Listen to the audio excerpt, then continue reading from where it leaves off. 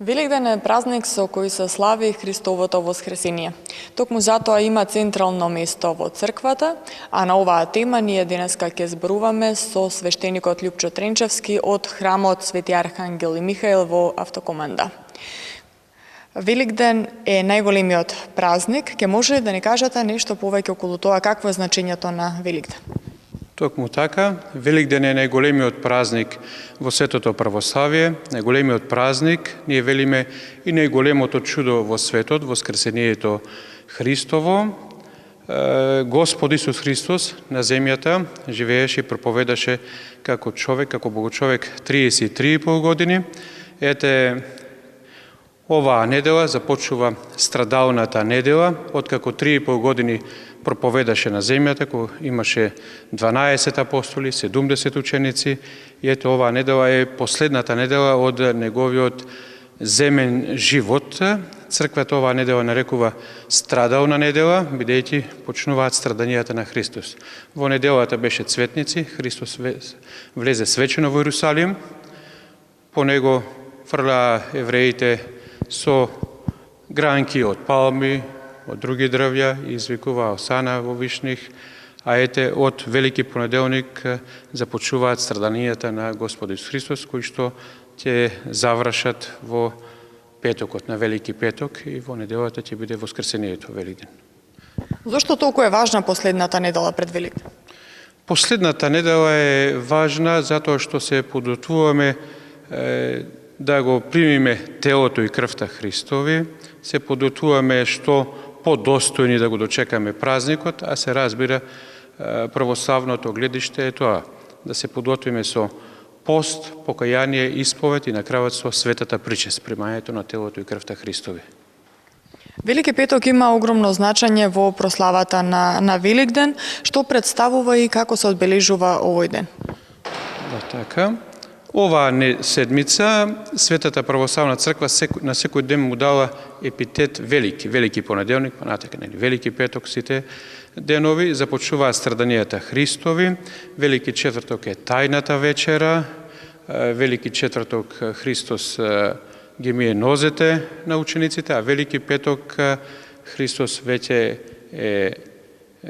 започнуваат страданијата негови и Велики петок е распнувањето Христос во страданијата, распнувањето на крст, и Велики петок е ден кога Христос страда за нас луѓето.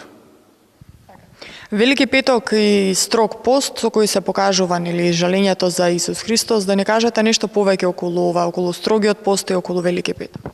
Да, токму така. Според правилата на Светата православна црква, строг пост е целиот период од 7 недели, од понеделник до петок, а исто така и оваа седмата недела е строг пост, како што реков, како и сите други денови, но оваа недела е страдална недела. Значи, оваа недела Христос страда заради нас. Велики петок сме во храмовите Божи, Христос, значи, распнат, од крстот подоцна е симнат, во гробот е пренесено, погребано телото. Православните верници поменуваат, да му се поклонат на Христа, да му се помолат на Христа и да му се заблагодариме што тој страдаше заради нашето спасение. Дали постојат некои правила околу постењето, односно како треба да изгледа правилниот пост? Затоа што овие великденски пости речиси сите христијани ги постат дел првата недела, последната недела, голем број постати цела недела, цел месец, 40 дена колку што трае великденскиот пост, меѓутоа како треба правилно да се пости? Токму така. Великденскиот пост трае 48 дена. Светата православна црква има правила за постење на сите 4 големи пости. Великденскиот пост се пости на тој начин што од понеделник до петок употребуваме постна храна без масло. Сабота и недела е дозволено постна храна со масло и риба е дозволено во исхраната само на благовец и на цветници. Но Светата православна црква им дава право на свештениците да дадат благослов на верниците да имаат и олеснителен пост. Тука се подразбира за старите луѓе, за измоштените, за болните, за оние кои што имаат тешка физичка работа, свештениците можат да им дадат благослов да имаат поолеснителен пост, или би рекол секој пости според силата, бидејќи постот треба да го ослабне телото човеково, да не прави греови, а веќе кај болните луѓе, кај изнемоштените е ослабнато. Па во тој случај свештеникот може да даде благослов првата и седмата седмица да бидат без зејтин, строг пост, другите со зејтин. Ако некој има тешка болест, може дополнително да му се олесни постот. Значи, се според силата. А оние што се здрави, што можат, добро е и треба да постат од понеделник до петок без зејтин, само сабота да со зејтин и на благовици цветници со риба. Што следува во сабота, ден пред најголемиот христијански празник Великден и последен ден од постите? Веќе во саботата телото на Христос е во гробот, а Христос влегува во адот, во пекот, за да им проповеда и на оние кои што починале пред доаѓањето на Христос, а биле добри, го очекувале доаѓањето на Спасителот и да им проповеда на нив за и тие да се спасат, бидејќи допред Христос го отвара вратите на рајот, допред воскресението Христово, сите оделе на едно место. Значи, рајските врати не биле отворени, се разбира се, имало место посебно за секој според своите дела, како што живее на земјата, но Христос им проповеда во адот и ги отвора, подоцна на Велиден, рајските врати. Од каде е традицијата за кршење на јајца токму на полноќ? Значи, тоа не е црковно правило, како што рековте вие, традиција. Јајцето е символ на воскресението, црвеното, значи јајце, црвената боја е слика на крвта Христова, така што тоа е народна традиција. Значи, преданието вели дека една од жените мироносици, кога отишла во Рим, кај царот, кај кесарот, му дава црвено јајце, му рекла Христос воскресна. Значи, 48 недели сме постеле и после вратењето околу црквата и после светата литургија, веќе верниците првата мрсна храна е, би рекол, токму јајце, великденското јајце. Црвеното јајце е символ за Великден, ја символизира крвта на Исус Христос. Го оправдува ли црквата ваптањето на јајца во шарени бои? Се разбира дека не треба во шарени бои, во други бои, бидејќи ако веќе црвената боја символизира крвта Христова, треба да бидат црвени јајците. Значи, погрешно е вапцувањето во друга боја или во шарена боја. Значи, добро е да се сите домаќинки придржуваат на тоа, великденските јајца да бидат со црвена боја. Во сабота навечер се обиколува црквата. Што символизира ова? Што представува обиколувањето на црквата во сабота навечер?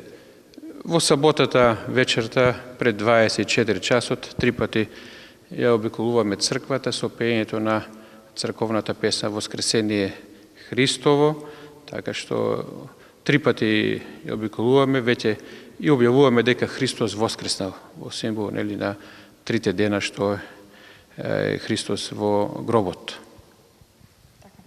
Оние луѓе кои што постеле, значајно е да се напомене дека треба да се причестат. Зошто се причестуваат луѓето и што представува причеста? Значи, најдобрата подготовка е токму тоа да постиме строг пост, да се подготвиме и да сето тоа го заокружиме на Великден со светата тајна причест. Светата причест е телото и крвта Христови. Иако во вид на лепче и вино е во светиот путур, за време на светата литургија, тоа се претвара во телото и во крвта Христови. И добро е секој православен верник да се причисти, да го прими телото и крвта Христови. Така се заокружува постот, а и секој друг пост треба така да се заокружи со примањето на телото и крвта Христови.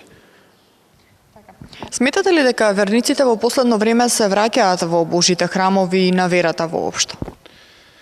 Да, ние сето тоа го гледаме, го следиме.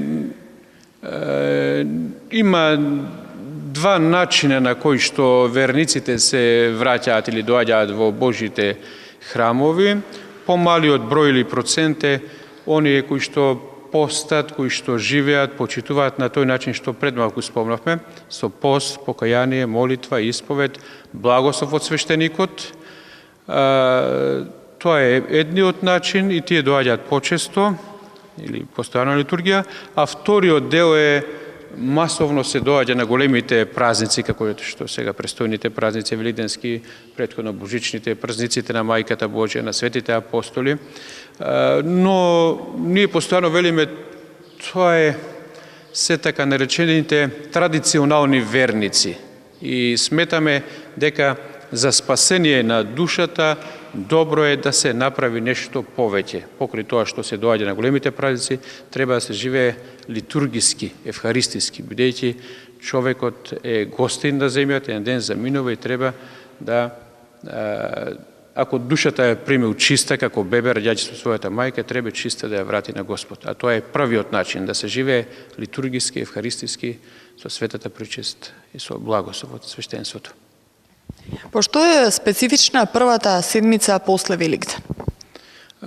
Првата седмица после Великден, велиме светла седмица, седмица на која што се радуваме, понеделникот и вторникот се втор и трет ден на Великден, Воскресението Христово, петокот е Балаклија, или посветена тој извор во околината на Цариград. Оваа седмица, дури и средата и петокот не се пости. Значи, благословено е, дозволено и мрсна храна верниците да употребуваат. Значи, таа недела се радуваме заедно со апостолите и со сите христијани во Ерусалим, кои што го виделе и го прославиле тогаш Воскресението Христово. Затоа нарекуваме светла седмица. И сосема за крај на нашиот денешен разговор, една порака до верниците да упатите пред неголемиот празник Великден? Значи, ете, и повикувам сите православни верници да дојдат на престојните празници во Божите храмови, да се помолат, да земат благослов од свештениците, како да постат, како да се молат, што да направат, да живеат православно, да живеат христијански, бидејќи, ете, наше мислење е дека колку што повеќе народот живее православно, почитувајќи ја верата, црквата, Божјото име, толку подобро ќе биде и за самите луѓе како поединци, и за семејствата, и за македонското општество, и за нашата татковина. Ви благодарам на одвоеното време. Могу. Почитувани гледачи, ви благодарам и на вам за вниманието. Останете ви понатаму со нашата програма.